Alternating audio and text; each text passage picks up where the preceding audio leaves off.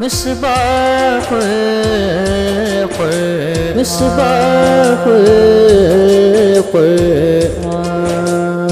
اعوذ باللہ من الشیطان الرجیم، بسم اللہ الرحمن الرحیم۔ ناظرین کرام، السلام علیکم ورحمۃ اللہ وبرکاتہ۔ ہم کر رہے ہیں قرآن مجید فرقان حمید کی آیات مبارکہ کی صرفی و نحوی ترکیب۔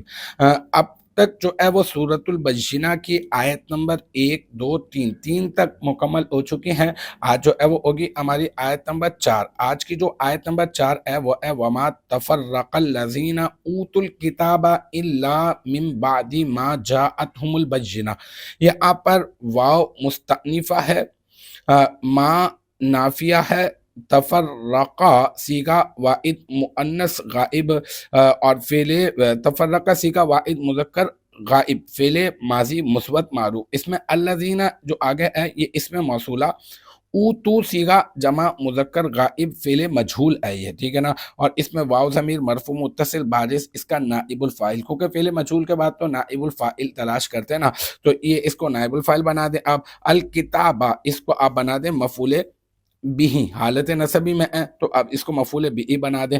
پھر الا حرف استثناء، من حرف جر، بعدی مضاف، اور ما جاءتہم البجینہ میں ما مصدریہ، اور جاءت صیغہ واحد مؤنث غائب، فعل ماضی مثبت معروف۔ اس میں جو ہے پھر ہم ضمیر جو آگے ہے نا یہ منصوب متصل، جاءت فعل کا مفعول بھی، اور البجینہ تو یہ جاءت فعل کا فاعل، جاءت فعل اپنے فاعل اور مفعول بھی سے مل کر جملہ فعلیہ خبریہ ہو کر بتأویل مصدر، یہ ماں مصدریہ ہے نا تو یہ اس وجہ سے مصدر کی تعویل میں ہو کر اب بن جائے گا بعدی مضاف کا مضاف الیہ۔